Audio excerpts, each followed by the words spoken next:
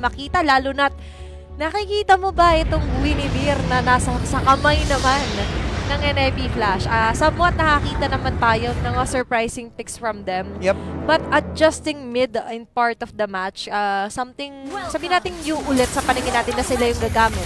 Pero kasi, yung idea, tinanggal mo man yung Guinevere dito. Naka-joy pa din si Sekais. Sobrang likot pa rin nung sabihin na natin, meron silang mga, sabihin natin, sense of kailangan mag-rush through tayo. At makuha Diablo ang first blood habang yung Turtle ay kanino nga ba mapupunta? Kapag sila nagkakagulo, kukunin mo na yan ni Hades kasama ni Kurt TZ, si Cram na iipit. Yung kaninang sinabi ko kailangan na tuldo ka ba? Parang ganon. At ngayon sa may bandang gitna naman, si Cram pinagtutulungan. Wala rin kakabaka-kaba para dito sa NIP Flash. Pinag-iisipan niya nga kanino bang Brusco. Kaso nga lang doon si Hades sa pinakagilid.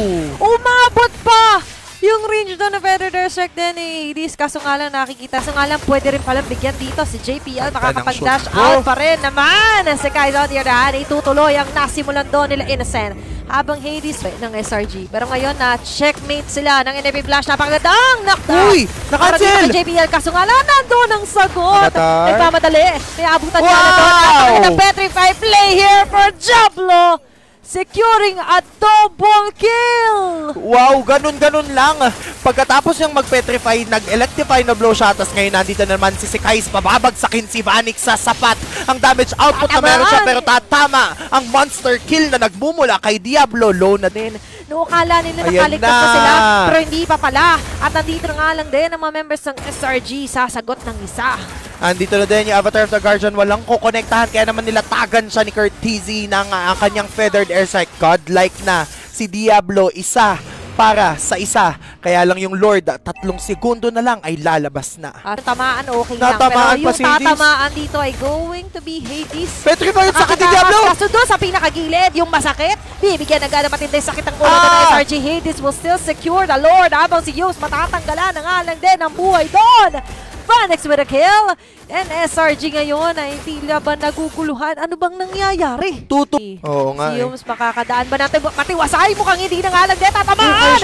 With a single combo, mababurst down siya doon. Cram mapapareact with not only onto the crowd controls but also dito sa mga paghuli at damage. Kaso nga lang ngayon, inuhuling pilit.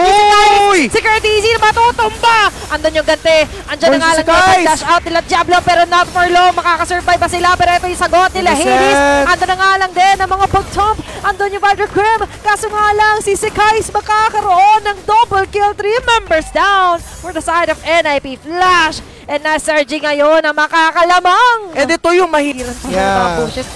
There was nowhere to go Kaso nga lang sa pinakalikod, na-gets na nila.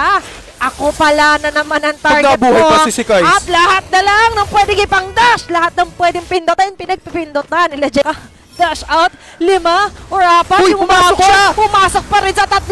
Makakasurvive, pero not for long. Mapapatay siya doon nila Innocent. At nandito nga lang na football. Hades tried to run away.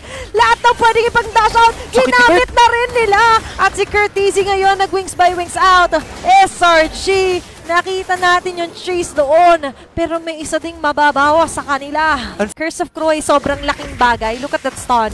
Ang laking bagay. Si Diablo! Sa may pinakalikod! Yung ginagawa na sa kanila, ganun din pala yung gagawin ni Diablo sa kanila. Kaso nga lang ito yung chase down. Si Diablo medyo may ipit na nga lang dito sa sitwasyon. It's going to be a mega kill for Innocent.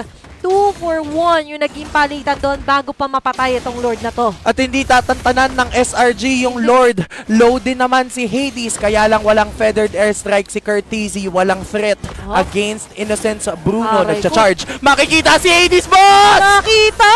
Natanggal! 2 jungler ang wala ngayon. NIP Flash, bago mapabagsak, ang sagot ay hindi.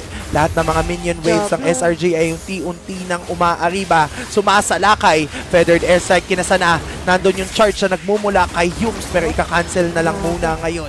Tsaka ang laking, sabihin natin, laking dago kapag malayo si Diablo. Yeah, walang wave clear. Kasi kita mo, nahihirapan sila nung sto. And Cram isn't scared na i-commit lahat ng meron siya. Just to try and delay Diablo na aabutan pangalan din na si Sekais. At ngayon mukhang hindi na nga lang din siya makakatakas pa. SRG, nabawi na naman nila yung steering wheel. Yung pagdadrive sa laro na ito. Ayaw na nila na sila lang yung magre-react sa plays na ginagawa ng NIP Ayaw Flash. na. With that extension coming from Diablo, nakuha ng SRG ang miyembrong ito. At Kapit now, bisig. yung Lord, kapit bisig na lang muna. Wala pa palang Lord, pero nandun yung talon. Feathered Airseck, nandun na din naman. Masisipa ni JPL, si Ice, pero nakabili ng Winter Crown, pati naman Immortality on time. Kompleto ang membro ng SRG. Tapos nandito na din sila, kumakatok sa base. Lahat ang pwedeng iswap, iniswap na nga nila dito. Kaso nga lang, eyes on the prize!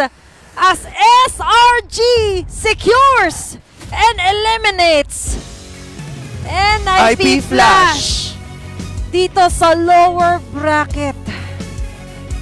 Mamamaalam na po muna tayo sa NIP Flash sa M6 tournament as SRG sweeps the game. And now,